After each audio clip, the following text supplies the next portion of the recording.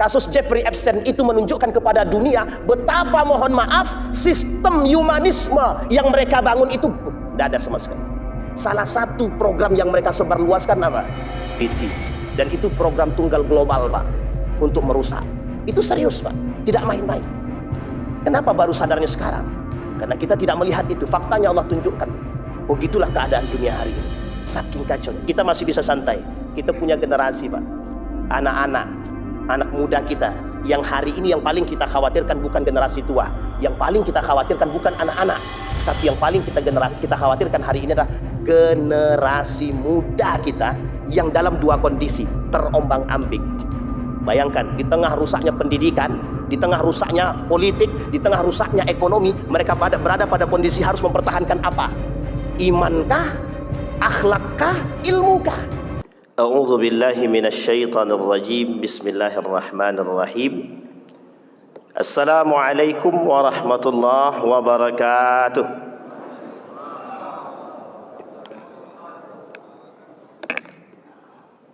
Alhamdulillahi rabbil alamin. Alhamdulillahilladzi an'ama bi ni'matil iman wal islam bihima tatimmus salihat. Ashhadu an la ilaha illallah wahdahu la syarika lah wa ashhadu anna Muhammadan abduhu wa rasuluh la nabiyya ba'd. Allahumma salli wa sallim wa barik ala hadha an-nabiyyil karim. Allahumma salli ala Muhammad wa ala ali Muhammad fil alamin innaka Hamidum Majid. Ya ayyuhan nasu ittaqu rabbakumul ladzi khalaqakum min nafsin wahidah wa khalaqa minha zawjaha wa batha minhuma rijalan katsiran wa nisaa'a wattaqullaha alladzi tasaaluna bihi wal arham innallaha kana 'alaikum raqiba. Puji syukur kehadirat Allah dengan mengucapkan alhamdulillah rabbil alamin, bersalawat kepada Nabi dengan mengucapkan Allahumma salli ala Muhammad wa ala ali Muhammad fil alamin innaka Hamidum Majid. Mudah-mudahan yang hadir husnul khatimah. Berdoa kepada Allah untuk kedua orang tua yang telah mendahului, Allah tempatkan di tempat terbaik di sisinya, Allah terima amal ibadahnya, Allah kumpulkan kelak bersama orang-orang yang saleh. Dan untuk orang tua kita yang masih hidup, sehat, kuat, husnul khatimah. Bapak Ibu sekalian yang berbahagia, di dalam surat Al-Hasyr ayat 111 sampai 117. Yang bawa Al-Quran silahkan boleh dicek di Google atau di mana silahkan. Di dalam surat Al-Hasyr antara ayat 11 sampai ayat yang ke-17. Ada ayat yang ke-14 berbunyi, La yuqatilunakum jami'an illa fi quram muhassanatin aw min wara'i judur. Ba'suhum bainahum syadid, tahsabuhum jami'an wa qulubuhum syatta. Dzalika bi annahum qaumun la ya'qilun. Ini ayat poin ayat ke-14. Tapi sebelum ayat ke-14 itu ada ayat 11, 12 dan 13. Di dalam surat Al-Hasyr ini berbicara tentang 3 kelompok. Kelompok pertama Yahudi, kelompok kedua Nasrani, kelompok ketiga itu kelompok yang paling berbahaya. Namanya nafaqu, munafiqun. Kalau kita bicara tentang munafiqun atau nifaq, di dalam hadis Nabi ada 2 hadis yang khusus. Hadis pertama mengatakan ayatul munafik salasa. Tanda orang munafik 3. Idza haddasa kadzaba wa idza wa'ada akhlafa wa idza tumina khana. Bicara dusta, janji ingkar, kemudian amanah khianat. Itu secara sifat daripada kategori munafik. Di dalam hadis yang kedua kata Nabi, arba'un man kunna fihi kana munafiqan khalisa. Ada 4 karakter orang munafik. Satu di antara 4 ini, 3-nya sudah kita sebut. Yang terakhir itu wa idza jadala asyrafa. Kalau mereka berdebat, berkelahi, bertikai, mereka kemudian berlebihan, kata Nabi. Bapak Ibu sekalian yang berbahagia, Di dalam surat Al-Hasyr ini ada sebab musabab. Kita bicara dulu pertama Nabi datang ke Yasrib. Nabi datang ke Yasrib, ada satu kelompok yang tidak suka, dikepalai oleh Abu Ubaid bin Salul. Abu Ubaid bin Salul ini adalah gembongnya munafik kelak di Madinah. Jadi kepala daripada orang munafik di Madinah itu ada namanya Abu Ubaid bin Salul. Kenapa Abu Ubaid bin Salul ini menjadi orang munafik? Ada sebab, ada. Sebabnya sederhana saja. Sebabnya adalah kekuasaan. Sebelum Nabi datang ke Yasrib, itu seharusnya yang akan menjadi pemimpin Yasrib itu adalah Abu Ubaid bin Salul sebagai calon terkuat menjadi pemimpin Yasrib. Calon terkuat. Tetapi orang-orang Yasrib ini sudah mendengarkan Islam sebelum Nabi datang. Mereka masuk Islam terlebih dahulu. Maka ketika Nabi berhijrah dari Mekah ke Madinah, mereka menunggu Nabi di perbatasan antara Makkah Madinah. Uniknya, Bapak Ibu sekalian yang berbahagia, uniknya ketika Nabi sampai ke Yasrib, kalimatnya Yasrib, ketika itu ada tempat yang disebut dengan Quba. Quba itu nama tempat sebelum menjadi masjid. Masjid Quba diambil dari namanya. Di depan Masjid Quba itu 500 meter dari Masjid Quba ada masjid sederhana. Tapi Bapak Ibu tak pernah lihat lagi itu masjid, tak ada. Karena sudah dihancurkan.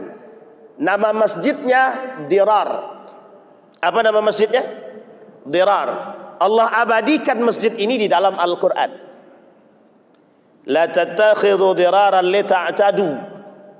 Jangan kalian jadikan masjid itu untuk merusak, berbahaya bagi setiap manusia.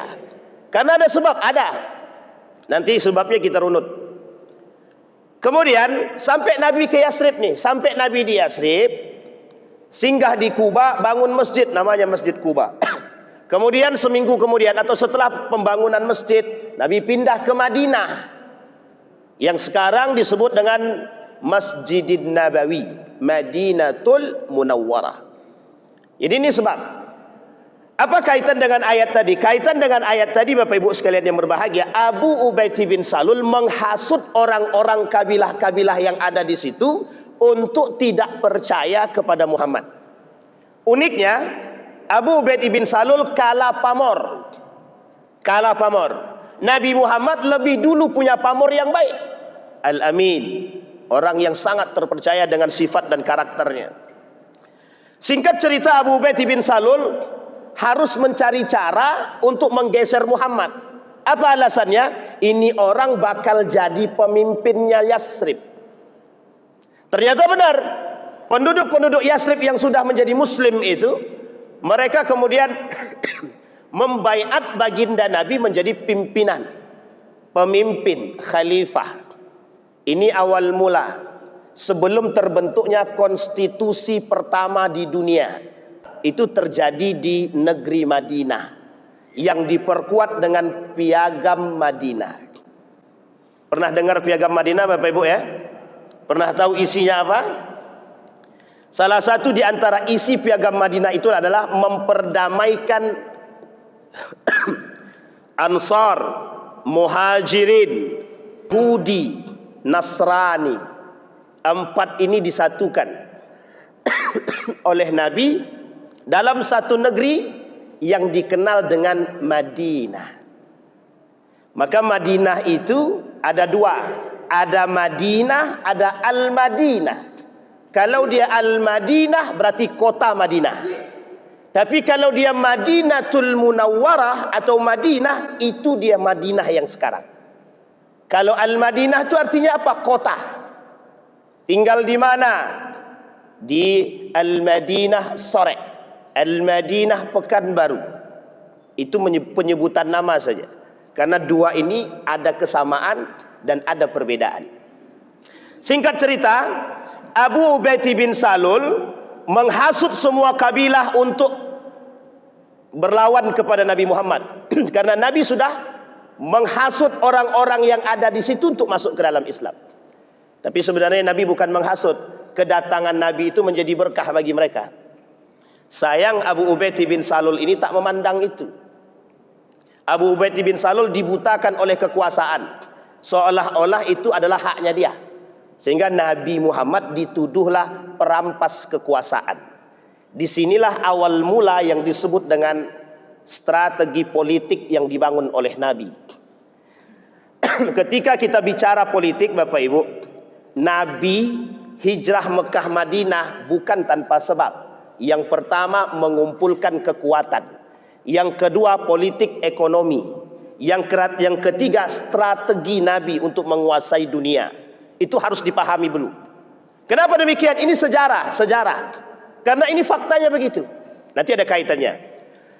Abu Ubaid bin Salul akhirnya frustasi, menghasut orang-orang ini, bekerja samalah dengan dua kelompok. Namanya Yahudi dan Nasrani. Yahudi itu ada dua yang dihasut, yang dikerjasama dengan Abu Ubaid bin Salul. Satu Bani Nadir, yang kedua Qainuqa. Siapa namanya Bapak Ibu? Bani Nadir, Qainuqa. Ini penting dipahami. Mendapat hasutan daripada Abu Ubaid bin Salul, apa kata gembong munafik? La in ukhrijtum lanakhrujanna ma'akum wa la nuti'u fikum ahadan abada wa la in qutiltum lanansurannakum wallahu yashhadu innahum lakadzibun. Ini karakternya Abu Ubaid bin Salul. Kata Abu Ubaid bin Salul, kalian pokoknya bikin onar di Madinah, kami akan bantu kalian. Nanti kita lihat karakter Yahudi dari dulu sampai sekarang. Hampir mirip Pak, tidak ada bedanya. Apa kata Abu Ubaid bin Salul? Kalian pokoknya buat rusuh. Kalau kalian dikeluarkan dari Madinah, kami ikut dengan kalian, kata Abu Ubaid bin Salul. Kalau kalian dibunuh, kami yang akan bantu. Semangat sekali untuk menghancurkan Nabi, untuk membunuh Nabi. Fitnah dibuat, semua dibuat. Tapi ketika Nabi gerah dengan karakter mereka, ini sebab turunnya ayat tadi. Ketika Nabi sudah gerah, apa kata Abu Ubaid bin, apa kata Nabi? Wahai Yahudi Bani Nadir, pergi. Diusir Pak. Ada yang pindah ke Tabuk. Nanti kedua, ada yang pindah ke Khaybar. Ini nanti asal muasal perang Tabuk, perang Khaybar. Perang apa namanya? Tabuk. Pernah dengar perang Tabuk Bapak Ibu? Sejarah perang Tabuk itu sejarah umat Muslim dengan Yahudi. Sejarah umat perang Khaybar itu antara Muslim dengan, jadi dua. Kedua-duanya kedua-duanya yang sudah diusir oleh Nabi dari Madinah. Dulu mereka ini penghuni Pak, penghuni. Sehingga kata Nabi, kata Abu Ubaid bin Salul, kalau kalian buat rusuh, kami akan membantu kalian. Tapi perhatikan kalimatnya. Kalimatnya perhatikan. Kata Allah dalam Al-Quran, la in ukhriju la yakhrujuna ma'ahum wa la in qutilu la yansurunahum. Ketika mereka diusir, apa kata Abu Ubaid bin Salul dan gembong-gembongnya? Maaf, kami tidak tahu menau urusan kalian. Itu setelah Yahudi bikin onar. Ketika para Yahudi terbunuh, apa kata Abu Ubaid bin Salul? Kami tidak akan membantu. Lihat karakternya Pak, karakternya. Ini karakternya orang munafik. Dzal wajhain, dua wajah. Wajar ketika Allah berkata di dalam Al-Quran, wa idza laqul ladzina amanu qalu amanna. Ketika mereka bertemu dengan orang beriman, kami beriman. Ketika bertemu dengan orang-orang Yahudi Nasrani, kami bersama dengan kalian. Ini karakteristik. Nah Bapak Ibu sekalian yang berbahagia, apa kaitan dengan ayat tadi? Ini yang saya sampaikan. Ini sejarah. Di balik persoalan global dunia hari ini, itu cuma satu isyarat. Perperangan agama. Yahudi Muslim. Ketika agama Yahudi ini menjadi raja di dunia, yang akan menaungi tiga agama sekaligus.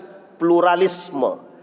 Ketiga-tiga agama ini menjadi sebab ingin digabungkannya semuanya, itulah yang disebut dengan agama nenek moyang kami, disebut dengan agama Ibrahim.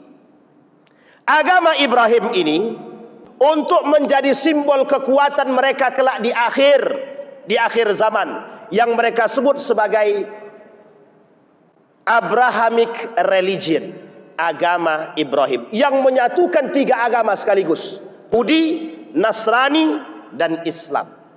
Ini sudah terjadi Bapak Ibu, sudah terjadi.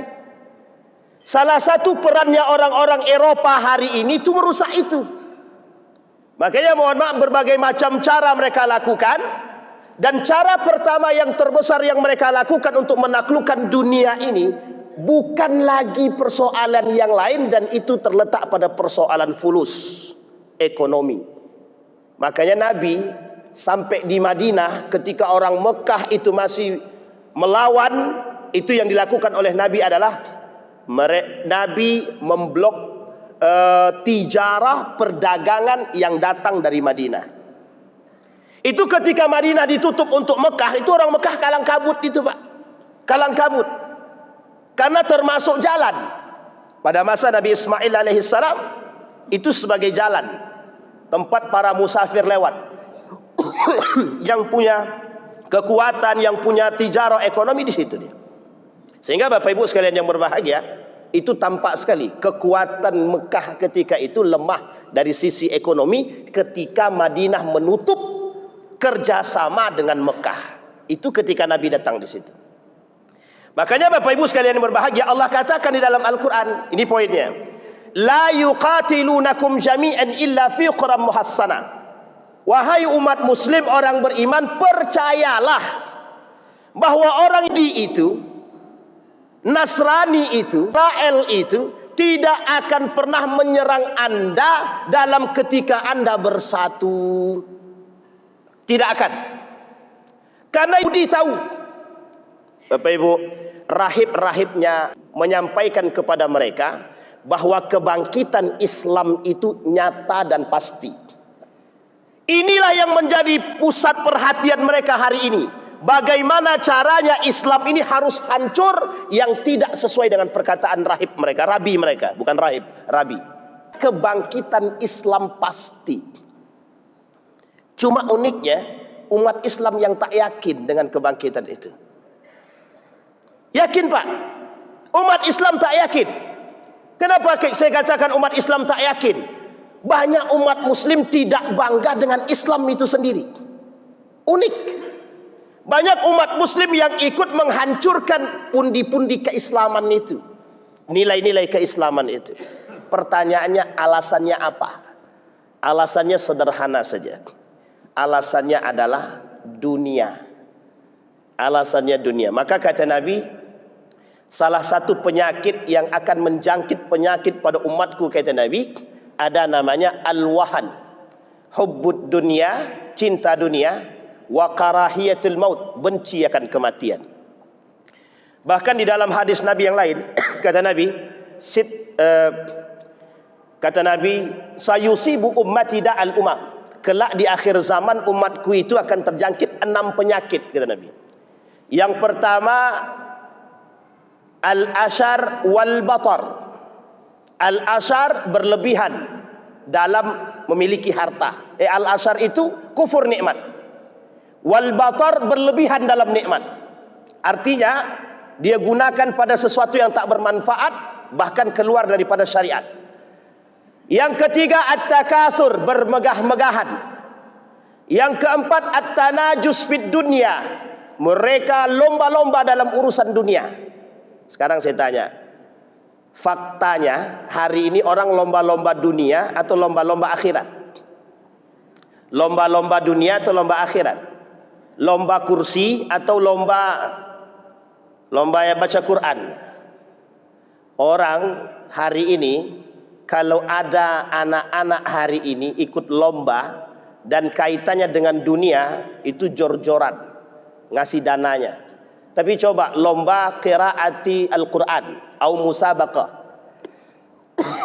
musabaqah tilawatil Quran, itu yang tahu 1, 2, 3 orang aja. Beberapa waktu yang lalu ada anak Indonesia juara 2. Orang Indonesia juara 2, nggak dikenal sampai hari ini. Banyak sekali. Itu bukti sekulerismenya kencang di Indonesia ini, Pak. Itu bukti bahwa bagaimana agama itu harus digoyang. Agama bukan menjadi perhatian. Apa yang menjadi ketakutan Yahudi terhadap Islam? Satu saja, kembalinya anak-anak Muslim itu kepada Quran. Selesai, Pak. Cuman itu doang. Karena saya ditanya, Pak, jam berapa ente bangun? Saya bangun jam 4 subuh, saya bilang. Karena ketika itu saya bangun jam 4, Pak. Kami satu kamar. Dia bilang diajarkan bangun itu jam 3, bukan jam 4. Tahu Bapak Ibu apa alasan jam 3? Habis bangun kami mandi. Setelah mandi kami baca kitab Anda. Kami baca kitab Anda. Coba bayangkan. Al-Quran. Dan itu kami diberikan waktu untuk berdiskusi, Pak. Memang begitu. Karena waktu itu kami mengikuti perkuliahan. Sistemnya adalah berdebat langsung dengan orientalis. Tapi Bapak Ibu perlu dipahami, hari ini pembuktiannya nyata. Kasus Jeffrey Epstein itu menunjukkan kepada dunia betapa, mohon maaf, sistem humanisme yang mereka bangun itu tidak ada sama sekali. Tidak ada yang lebih humanis daripada Islam, tak ada. Tidak ada yang lebih toleransi daripada Islam, tidak ada. Semua menunjukkan agama Islam. Cuma satu, orang Muslim tak sadar. Maka kata Allah dalam Al-Quran, umat Muslim ini harus paham. Orang mukmin harus paham. Orang Yahudi tidak akan menghancurkan kita kalau kita bersatu. Bapak Ibu sekalian yang berbahagia, 1925 dari saat itu sampai hari ini, cuma satu yang harus dilakukan oleh dia untuk menang. Menghancurkan umat Muslim. Merasa khawatir dengan umat Muslim. Aku khawatir kalau umat Muslim ini ketika sholat Jumat ramai. Dia takut, Pak. Takut apa? Kalau umat Muslim ini bersatu. Takut dia, Pak. Kemudian kawan yang lain jawab, Yahudi yang kedua jawab, aku tidak khawatir. Karena ketika mereka sholat Jumatnya rame, itu belum tentu menjadi dasar satunya hati mereka. Coba bayangkan. Tapi kata kawannya, terus apa yang kau takutkan dari umat Muslim? Aku takutkan mereka datang sholat subuh ramenya sama seperti sholat Jumat. Itu diajarkan langsung oleh rabi mereka kepada para anak-anak untuk mengetahui kekuatan Muslim. Maka Bapak Ibu kemudian kita lihat apa kata Allah? Illa fi quram muhassanatin aw min wara'i judur. Ketika pindah ke Khaybar setelah diusir oleh Nabi, ini sebab mereka diusir melakukan pemberontakan, diusir oleh Nabi, pindah ke Khaybar. Khaybar itu 5 jam dari Madinah, 5 jam dari Madinatul Munawwarah. Singkat cerita Bapak Ibu, mereka membangun benteng-benteng yang kuat agar bisa melawan Islam. Tapi mereka lupa baginda Nabi ini Nabi. Lupa deh kalau itu Nabi. Nabi pasti punya ilham, punya insting yang diberikan oleh Allah Subhanahu wa taala melalui wahyu. Apa yang dilakukan oleh Nabi? Nabi perangi mereka di malam hari saat penduduk-penduduk Yahudi tertidur. Ketika Nabi datang, kaget mereka. Benteng yang dibangun tidak ada gunanya, Pak. Justru menjadi benteng bagi umat Muslim yang kuat. Hari ini begitu, Pak. Ketika Donald Israel Yahudi takut, sudah tahu akan kelemahan diri dia, paham akan kebangkitan Islam, apa yang dia lakukan? Dia gerilya, Pak, ke negara-negara Muslim. Tujuannya sederhana saja, untuk membuat umat Muslim, negara-negara Muslim tetap konsisten dengan Amerika. Dari 1948 sampai hari ini, yang dilakukan Amerika dalam pengkhianatan perjanjian, sampai hari ini tidak ada kesepakatan. Makanya Bapak Ibu, orang Palestina itu sadar, dia tahu dia bahwa orang Yahudi ini penakut. Kenapa dia tak berani hancurkan sekaligus? Karena dia tahu kalau dihancurkan langsung, itu yang akan marah itu satu dunia, Pak. Seluruh negara Muslim pasti. Maka caranya adalah hancurkan yang ada di pinggiran dulu. Hancurkan dulu yang di pinggir-pinggir ini. Termasuk negara-negara Islam yang kaya-kaya itu. Uni Emirat Arab, Saudi Arabia, Mesir dan lain sebagainya. Ini dulu, Pak, dipegang. cara menghancurkannya. Dari sini kita paham dari ayat ini, menghancurkan umat muslim, pecahkan dulu. Makanya kenapa persoalan jihad di Indonesia ini sangat-sangat minim untuk dibahas. Tahu Bapak Ibu alasannya? Kebencian Amerika disampaikan kepada Soeharto, jangan sampai ada yang membahas persoalan jihad. Itulah sebab munculnya kalimat terorisme dari Amerika untuk para santri Indonesia. Itu sejarah itu Pak, tidak boleh dilupakan. Kalimat terorisme itu pertama kali muncul pada masa kepemimpinan Soeharto. Untuk siapa? Para santri-santri yang ada di pesantren. Karena ketika itu yang melakukan pemberontakan adalah mereka. Sampai di sini bisa dipahami Bapak Ibu? Ini poin penting Pak. Makanya kata Allah dalam Al-Quran, kalau kalian mau tahu karakter sesungguhnya, mereka penakut, sangat penakut. Kenapa? Karena kata Allah, ba'suhum syadid. Sebenarnya mereka ketika orang-orang Yahudi ini nampak bersatu, itu sebenarnya mereka sedang bercerai-berai. Ketakutan yang besar, rugi atau tidak ruginya kami. Maka nasihat dari Allah itu untuk kita. Apa kata Allah?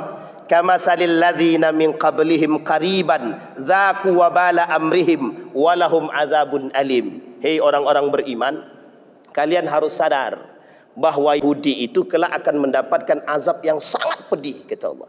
Cuma kalian yang beriman jangan bersatu bersama mereka. Anda tinggal pilih Palestina atau pilih Israel. Orang beriman tidak mungkin pilih Israel, itu tidak mungkin Pak. Ada pertanyaan beberapa waktu yang lalu, Ustaz. Palestina dibela oleh Iran, mereka Syiah. Yang kedua kata mereka, kalau kita sebelah di sini itu Israel, maka sebaiknya kita Ustaz seperti apa? Kami mengikuti saran yang lain Ustaz, tawakuf. Kami berdiam diri saja, tidak membela Palestina, tidak membela Israel, katanya. Itu pernyataan sikapnya kaum liberal. Kenapa demikian? Karena Palestina itu persoalan iman, bukan persoalan, mohon maaf, bukan persoalan sosial. Palestina itu persoalan iman. Kita tidak bela Syiahnya, tidak bela Cinanya, tidak bela Rusianya. Yang kita bela Palestina. Itu yang harus dipahami Bapak Ibu. Kenapa demikian? Orang Palestina ini sadar Pak, tahu betul, masyarakat Palestina ini paham betul, Gaza ini paham betul, bahwa yang mereka jaga ini sentralnya dunia. Pertanyaannya, dalam urusan pertempuran hari ini, itu subjeknya apa? Persoalannya apa? Cuma Palestina. Artinya adalah, ada apa dengan Palestina? Ada apa dengan Baitul Maqdis? Ada apa dengan Masjidil Aqsa? Sampai mereka serius. Bisa dipahami Bapak Ibu ya? Pertanyaan muncul, kemana orang-orang beriman yang lain? Itu pertanyaan. Makanya pertanyaannya bukan orang muslim, tapi orang mukmin. Kenapa orang mukmin? Karena yang paham orang beriman. Umat muslim tidak paham, karena umat muslim masa bodoh dengan keadaan tersebut. Ketika kasus ini kemudian tersebar luas, kata umat muslim, pikirkan diri sendiri, yang penting kami selamat.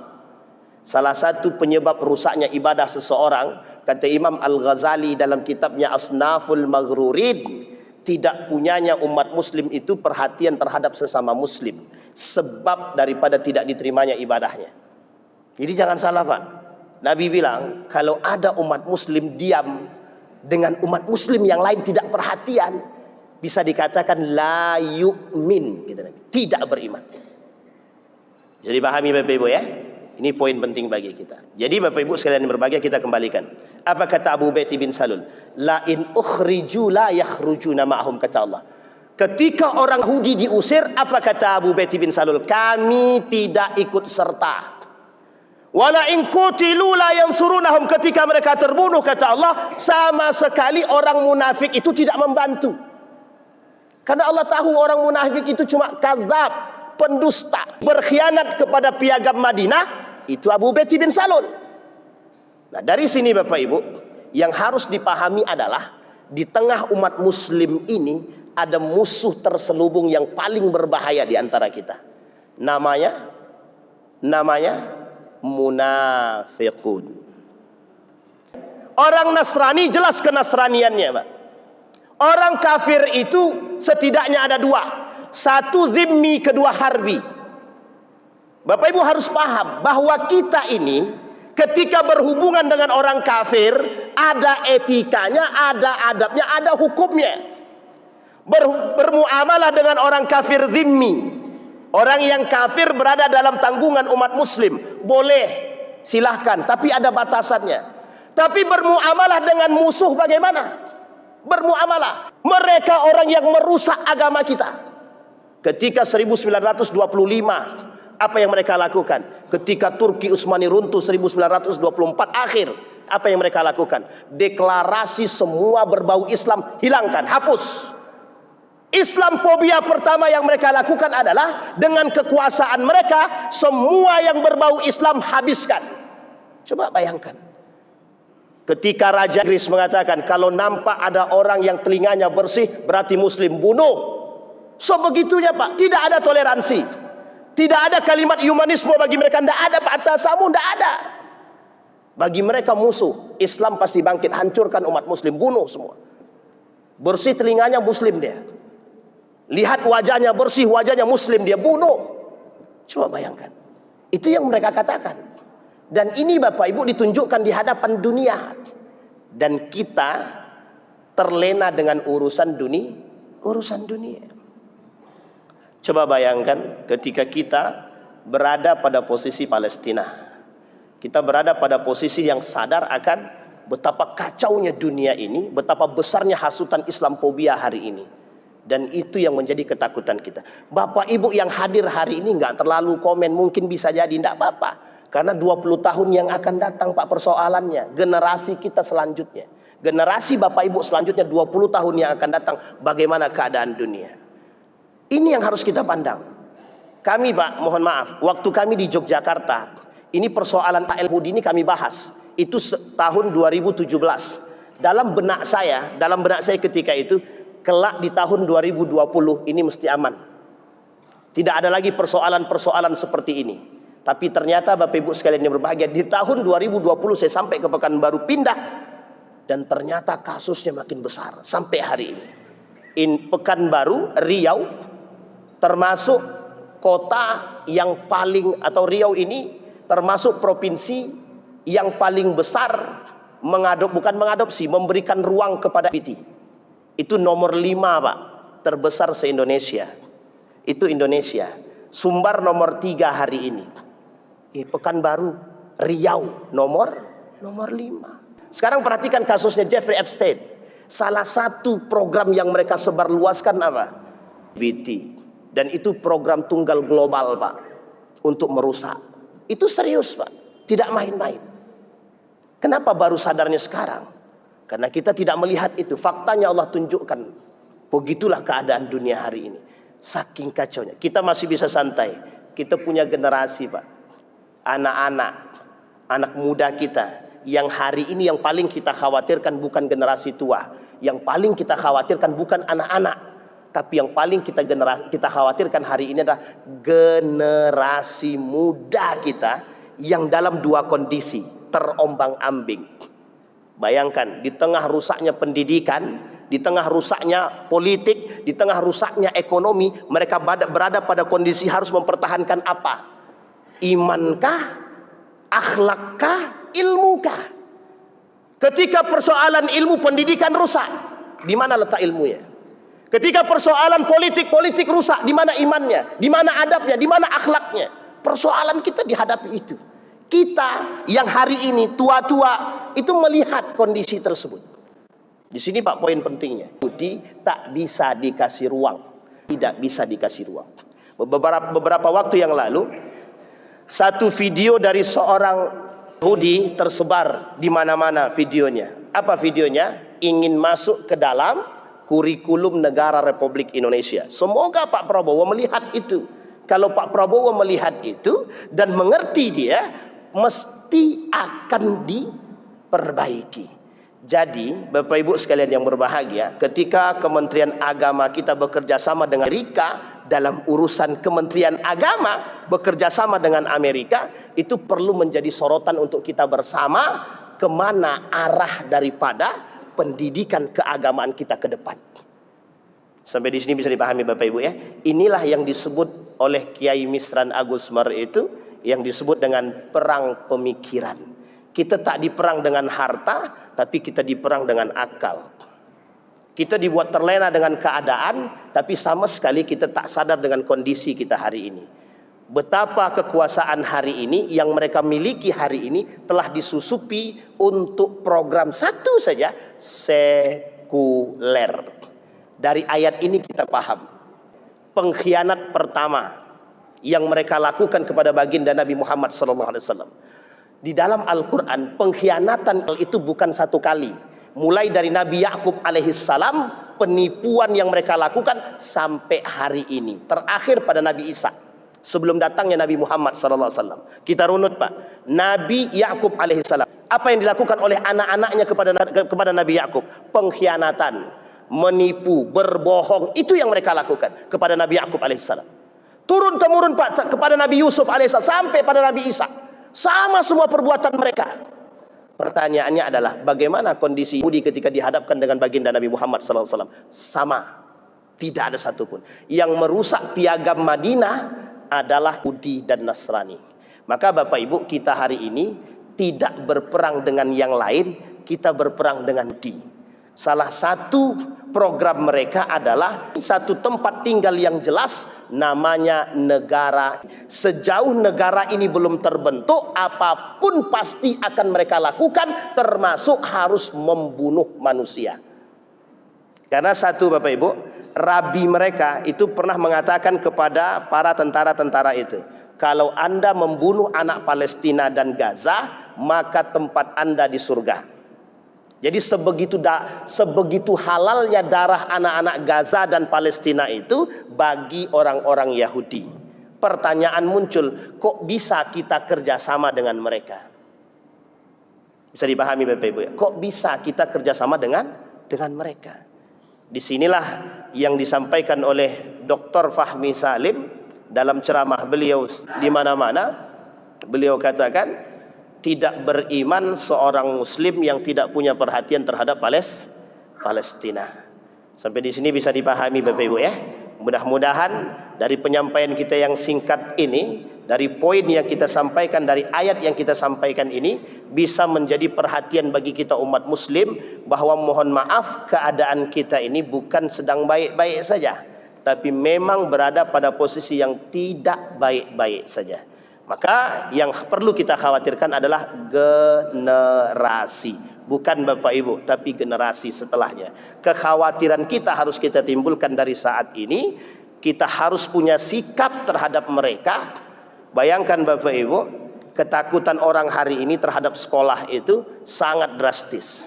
Beberapa waktu yang lalu dari data yang kita temukan itu, ada beberapa sekolah termasuk pesantren itu, bahkan di pesantren Bapak Ibu sekalian yang berbahagia, apa yang mereka takutkan? Kami takut tidak ada siswa yang mau belajar. Ternyata terbukti. Ada salah satu pondok pesantren terbesar di Indonesia ini, setiap tahunnya itu pendaftarannya 2.000 lebih. Tahun ini cuma 400. Sementara dia punya 23 cabang. Kira-kira bagaimana cara membaginya 400 tadi Pak? Dan uniknya sampai hari ini masih berada pada posisi yang 400. Di Pekanbaru ada satu sekolah yang muridnya sudah berkali-kali dilakukan promosi, hanya satu orang yang daftar. Itu pondok pesantren Pak. Bagaimana dengan sekolah-sekolah negeri yang sudah mulai tutup satu demi satu? Bisa dipahami maksudnya Bapak Ibu ya? Di sini poin penting bagi kita semua Bapak Ibu, sebagai perhatian bagi kita.